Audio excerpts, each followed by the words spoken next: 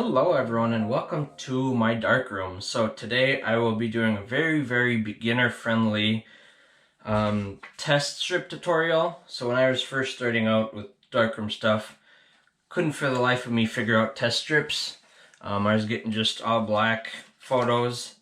And today I'll be showing you how I do test strips from super beginner techniques just to a little bit more advanced techniques with split grade filters and how you can use test strips to the advantage of that.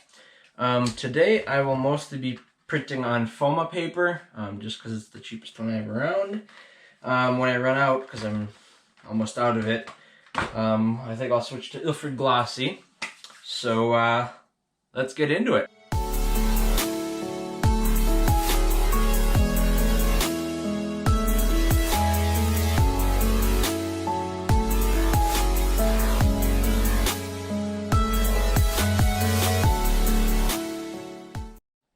So what you'll need is obviously you'll need an easel, not yet, as long as you can keep your test strip at the same place without it, moving.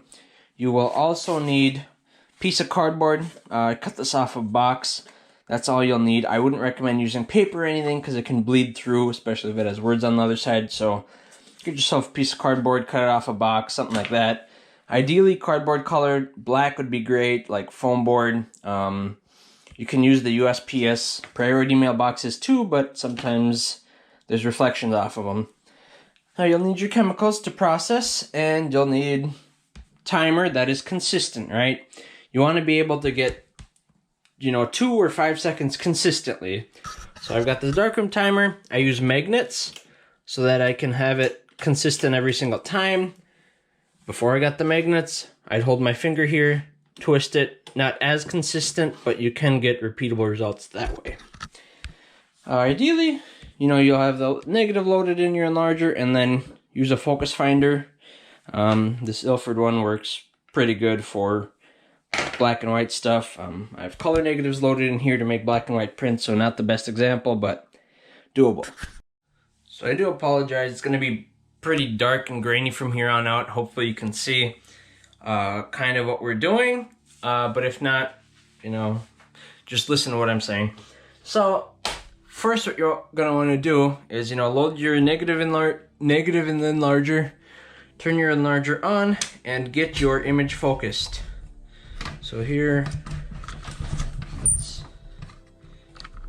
get it focused. Okay, we've got my negative loaded on my easel right here. I focused it, and we're going to cut our paper up in about 5 or 6 pieces so we have a long strip. Now with your negative here, figure out how you want your test strip. I usually go along this way. Some people go up and down. You can go diagonal. For this one, since I want to see the sky and this airplane wing over here, I think I'm going to put it diagonally. And once I get my cardboard, I'm essentially going to go just like this. What we do, right, is we set our clock for 2 seconds. So we have 2 seconds right here. So I don't have my paper loaded in just yet. This is just explaining. So you cover up most of your paper except for one chunk. Let it run for 2 seconds. Then you move your paper back and expose it again for 2 seconds. Or 5 or whatever number you want to use. Consistent number. And again for 2 seconds. So when it's all said and done, when you flip on the lights and develop your piece of paper, what you're going to have is the lighter stuff are going to be the small seconds. So I always have a notebook right here. Got a notebook and a pencil, and I always write where I start, 2 seconds, and then up to wherever I go. I go to like 12 or 14 or 10 seconds. Depending on, how big your spaces are. I've had times where I didn't write it down. I'm like, okay, I'll remember. And then I start developing, and the mind wanders, and I'm like looking at the pictures, and I'm like, well, I don't know where I started or where I ended, so you have to do it again. But definitely write it down. So now I will take out a piece of paper, and we'll actually do it in the dark. We'll develop it, and then I'll show you what I get as a result. So I'm taking out my paper out of the bag. And I've cut mine up into test strips. I should have. Yes. So here I've got a test strip that I'm sticking right diagonally right over here. Okay. So taking my cardboard piece over here and I'm covering up all but a sliver. And we're setting the clock for 2 seconds here. Make sure that we stop down the lens to F8 or 11 or whatever. So here we have 2 seconds. We gently move the cardboard. We're at 4 seconds. Move it again, we're at 6 seconds. Move it again, here's 8 seconds. Here is 10 seconds. And here is 12 seconds. So I just jot this down on my piece of paper here.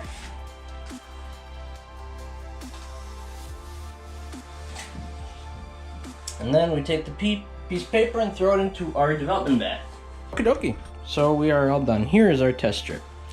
So this bright area right here is 2 seconds. Here's 4, 6, 8, 10, and 12 seconds, exactly like we wrote on our notes here. So when you're looking at this, right, you're going, okay, so which one do I like? Like, everyone's different. So you just figure out which is the best. Like, I like right between here, which is, you know, between 8 and 10 seconds. So 9 would probably be a good pick, just because this is too washed out for me, and then that's way too dark. So 9 seconds would be perfectly fine. So say, you know, you do a whole test strip and you get nothing but like this white. So that means you have way too short of time. So if you have all white and you do, you know, 10 seconds, next time go to 20. And one quick way of doing that, so you don't have to do the 2, 4, what you can do is you can set your timer for, say, 10 seconds, right over here, and then you flash the whole entire strip for 10 seconds, right? Everything's at 10. And then you cover it up like this again. So this would be 12.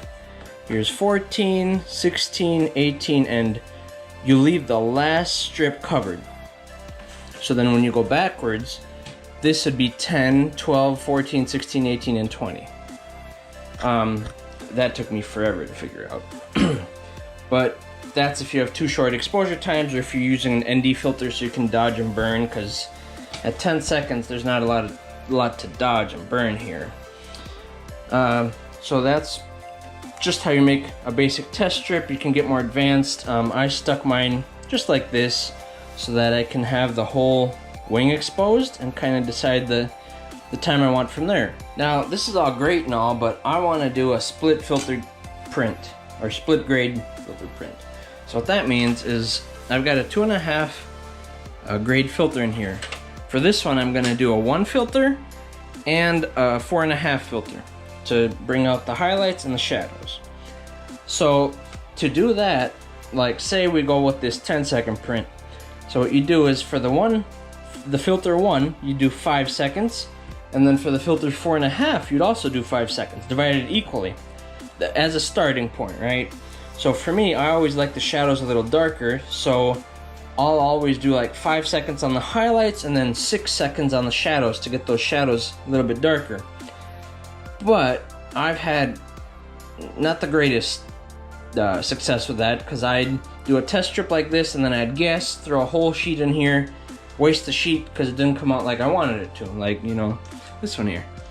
So what I started doing afterwards was I'd take my piece of cardboard and I'd do everything on one side. Like, I'll show you this to you in just a second, but I printed the filters doing the standard 5 seconds here, 5 seconds here for 2 filters, and then on this side I'd experiment. I'd do a different filter, like 6 seconds highlights, 6 seconds shadows, and then I'd evaluate which ones I like, because that way you have a lot more control of what you're actually printing. So let me show you that. So there's my test strip. We'll go diagonal again just so I can see the plane wings. And on this side of the test strip, we're going to do 5 seconds 1 filter, 5 seconds 4.5 filter. So here's the number 1 filter. 2, 3, 4, 5. And here we are with the number 4.5 filter, I believe. Yes. Here's 5 seconds.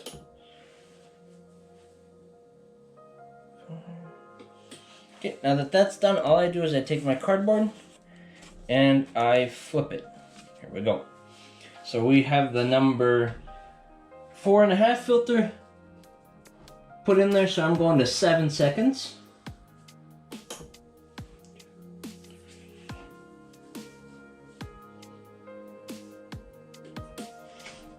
And for the number 1 filter, I figured, let's see what 6 seconds looks like.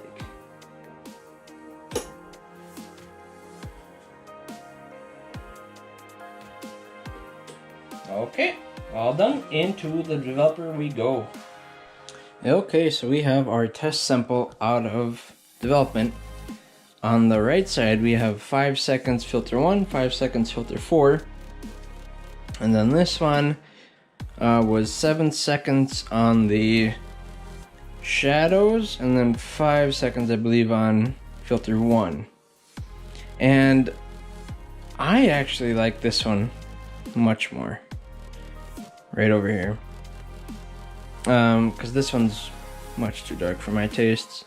But this seems right, just about right.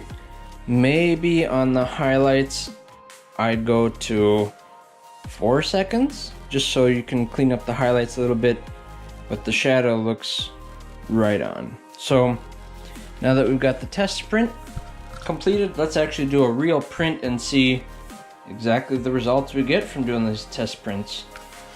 Okay, so we are doing 5 seconds on filter 4, and then we are going to do 4 seconds on filter 1. So here's my paper, the easel,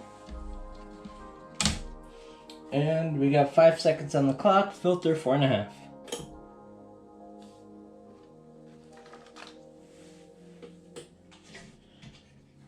Okay, now we got filter 1, putting that in here.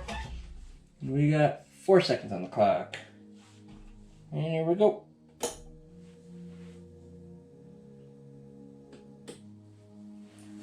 Perfect. Okay, here it is, all said and done. Now, you might be looking at it and going, why is there this line and bubble? Well, that was on the negative, and you know, in my demonstration I failed to notice it. It was just a piece of hair. So, yeah, make sure you blow out your negatives right before putting a video on YouTube, or else, you know, you're gonna have a horrible sample. And this isn't the greatest example either, because it was a pretty muddy negative. Aside from that, it's color film, not black and white, so the grain doesn't look the best, but that's, you know, the end goal of you getting halfway decent picture. And the way to get halfway decent pictures is by doing these test strips.